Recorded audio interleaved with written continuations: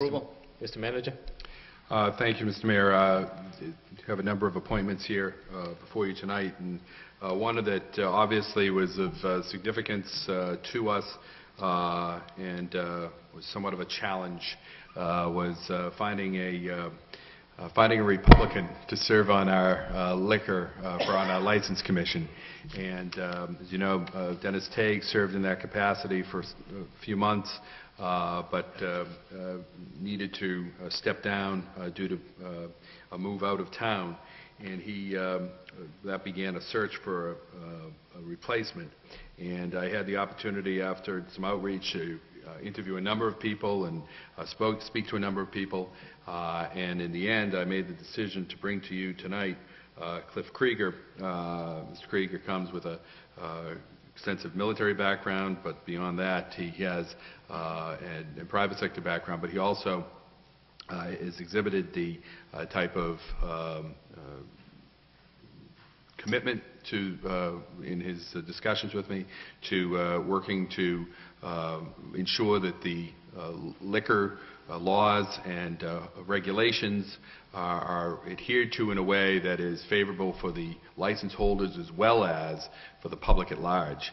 And that was significant for me, and I think he has the proper demeanor and the proper skills to bring to this. So it's my pleasure to put his name forward tonight for the License Commission. Thank you. I have a motion by Councilor Kennedy to approve, seconded by Councilman Donza. Councilor Kennedy. I had an opportunity to speak with Mr. Krieger regarding the appointment. I think it's a good appointment. He indicated to me, although the appointment is only until June, he indicated to me that he was interested in serving in the long term. And I guess that's what I would expect, is that if it all works well, that he would get reappointed.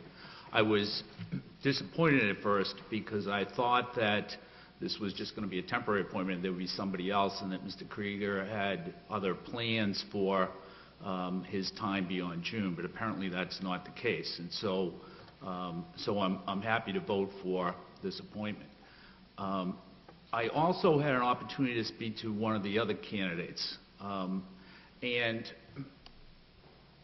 that candidate interviewed with you, and when they interviewed with you, the only people that knew they were interviewing are the candidate's spouse, and you. Yet, maybe a short time after that, one of the local bloggers called that candidate to discuss their candidacy. Now, given the background and the fact that before I got here, but even it spilled over into the beginning of my term, there was quite a bit of discussion over confidentiality. How would it be that a local blogger would know who was being interviewed for the position? I do not know.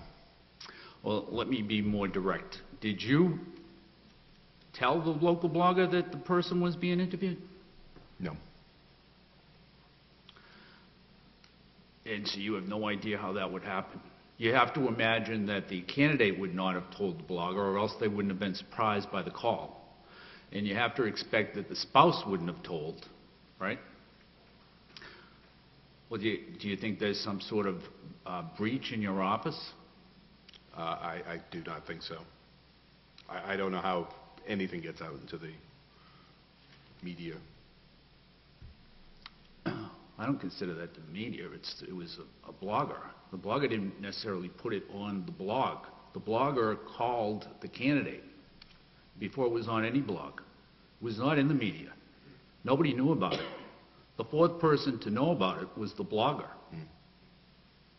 I can't speak to that. I have no idea. But you did have a discussion with that candidate about that incident. With regards to how their name got out? Yes. We talked about it. And did you come to any conclusion? No. All right. Do you see that as being a problem? Do you see it as a problem that the bloggers would know, or a certain blogger would know who was being interviewed, but this city council wouldn't know who was being interviewed, and nobody is supposed to know who's being interviewed, and that the people who apply for these positions and go for interviews expect a level of confidentiality, and that if they get a call hours later, discussing their candidacy, not just telling them that they knew about it, but also discussing the merits of their candidacy. Do you see where that's a problem? Well, as you know, Counselor, I had issues with the whole notion of, for instance, releasing resumes of people, because there is a level of confidentiality that's out there.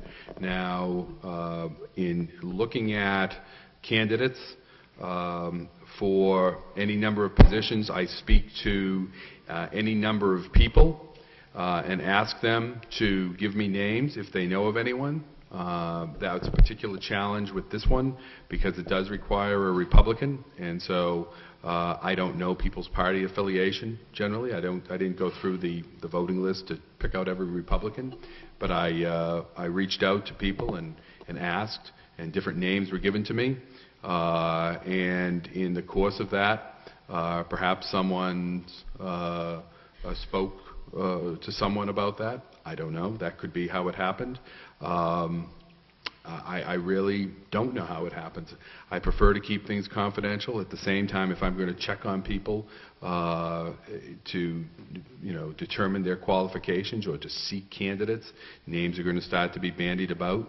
So I don't know.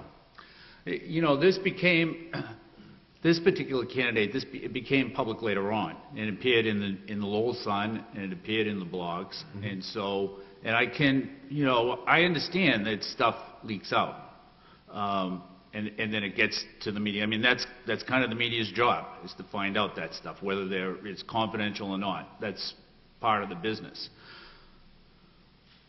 But it would not be a reporter's job, nor should it be a blogger's job, to call up a candidate shortly after they've been interviewed and discuss the merits of their candidacy. That's different from putting it in